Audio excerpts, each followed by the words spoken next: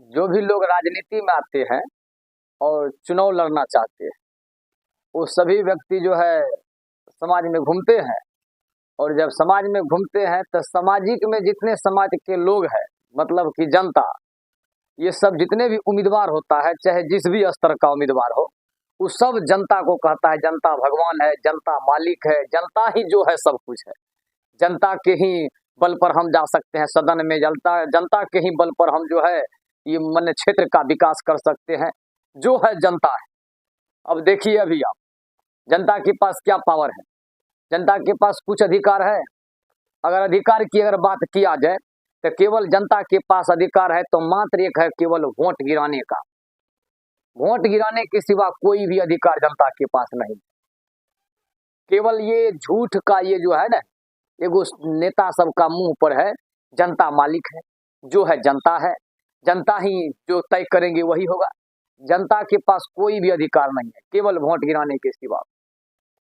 Vote गिरा दीजिए, बस बात खत्म। उसके बाद आपका कोई सुनने वाला नहीं।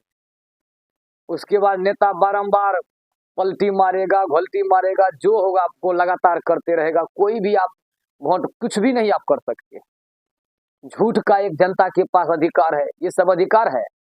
कोई भी अधिकार नहीं है। एक छोटा सा गांव में एक डीलर अगर आपको अनाज नहीं देता है तो आप उसका कुछ नहीं कर सकते हैं। समझ सकते हैं कितना आपके पास अधिकार है जनता के पास। अगर आपके ब्लॉक में आपका कोई भी पदाधिकारी नहीं सुनता है तो आप कुछ भी नहीं कर सकते, वह नेता भी कुछ नहीं कर सकता है। समझ सकते हैं आप कितना अधिकार है जनता के पास। कुछ भी कहीं पर कोई सिस्टम आप ले लीजिए, जनता के पास कोई अधिकार नहीं। तब है क्या? जनता के पास अधिकार नहीं है, इसीलिए सम शोषण होता है जनता का। अगर जनता के पास अधिकार होता तब इतना शोषण नहीं होता। तब इस तरह से जो भ्रष्टाचार आपको कदम कदम पर है, ये भ्रष्टाचार नहीं फैलता। तो जनता के पास अधिकार होना चाहिए। और जैसे जनता के पास अधिकार होगा तो कहीं गलत होगा तो जनता एकजुट होकर के उसका विरोध करेगा, उसको कुर्सी पर से उतारने का काम करेगा। लेकिन जनता के पास पावर ही नहीं है।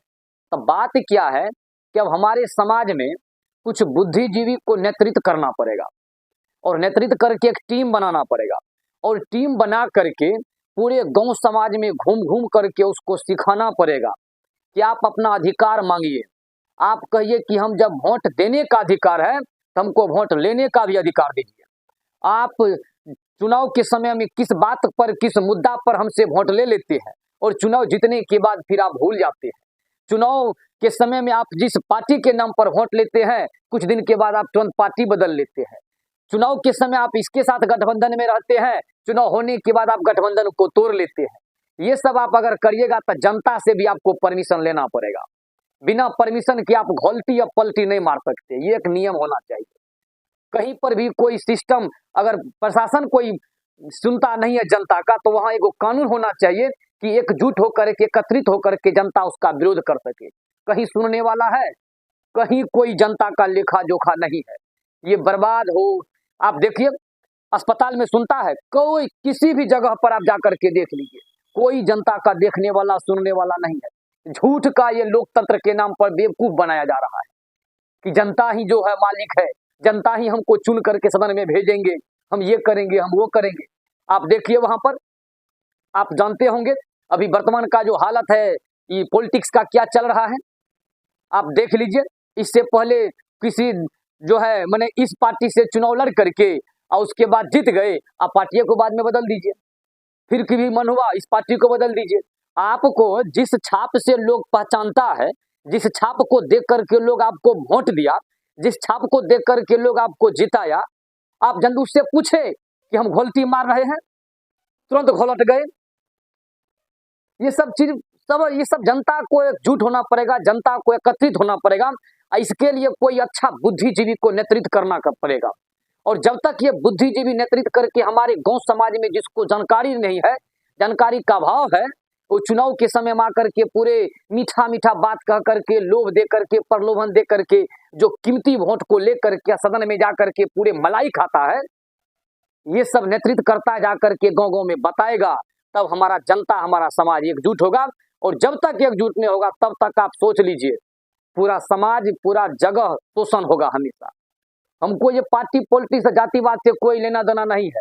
हम एक इंसान है, हम इंसानियत की बात करते हैं। इसीलिए हमको लगा कि कुछ समाज में जो घटना चल रहा है इस पर भी कुछ अपना प्रतिक्रिया देना चाहिए। हो सकता है इस प्रतिक्रिया से कोई बुद्धिजीवी नेतृत्व करने के लिए आगे आएंगे, हम लोग उसका सहयोग करेंगे, साथ देंगे और उसको इस चीज को मिटाने का काम करेंगे। इसलिए आप समझ सकते हैं, आप विचार करिए कहाँ कितना से क्या हो जाता है, कभी इसमें कभी उसमें, ये लगातार प्रोसेस चलते रहता है। इसलिए जनता के पास इतना पावर होना चाहिए कि आपको जब हम वोट दे सकते हैं तब वोट आपका छीन भी सकते हैं। वोट देने का अधिकार जैसे होता है तो इससे ये वो होना चाहिए वोट वापसी का कानून, वोट वापसी कानून। जब इतना कानून आप कई प्रकार के कानून को पास कर देते हैं विधानसभा में, लोकसभा में, तो ये कानून को पास करने में क्या दिक्कत है? पूरा मलाई के बल आप ही खाइएगा, जनता यहाँ पर क्या करेगा? मर जाएगा। तो एक नियम बनना चाहिए जिस नियम को लेकर के जनता भी उसका विरोध कर सके, जनता आपको कुर्सी पर से उतार सके। डायरेक्ट केवल आप अपने हित के बारे में सोचते हैं, क्या गजब का पॉलिटिक्स आप समझ सकते हैं। जिसको कुछ व्यक्ति है जो जिसको धन दौलत है, वो पढ़ करके कुछ अच्छा बेहतर नौकरी लेना चाहते हैं, और जिसको धन दौलत का कमी ही नहीं है, कई पीढ़ी उसका बैठ करके खा सकते हैं, उसका बाल बच्चा चुनाव लड़ते हैं, उसको जाकर के आप अध्ययन कीजिए ना, उसका बेटा सब देखिएगा बीड़ी पीता है और में जाकर के बाथरूम में, लेटरिंग रूम में, और उस सबको विधायक से टिकट मिलता है, सांसद से टिकट मिलता है और पूरा मलाई खा रहा है, जाएगा कहाँ? विदेश घूमने के लिए, वहां घूमने के लिए। हम लोग समाज में रह करके पूरा खून पसीना समाज में बहाते हैं और फिर भी कुछ धूप न रहना करके कमेंट में टपक जाता है जैसे उसका पप्पा का हम विरोध कर रहे हैं। यही सब समाज में चल रहा है। अरे भाई कुछ सीखो, समझो, समाज में कुछ अपना योगदान दो। कहाँ गलत हो रहा है उस गलत को समझाओ, बताओ समाज में, तब जाकर के आपका जीवन का जीना जो है सफल होगा। आकर के पशु के तरह से देख लिए, जिंदाबाद मुर्दाबाद करके बात खत्म कर देते हो। थोड़ा तर्क करो, समझो, आप उसके बाद समाज में कुछ बात को रखो, बस करो।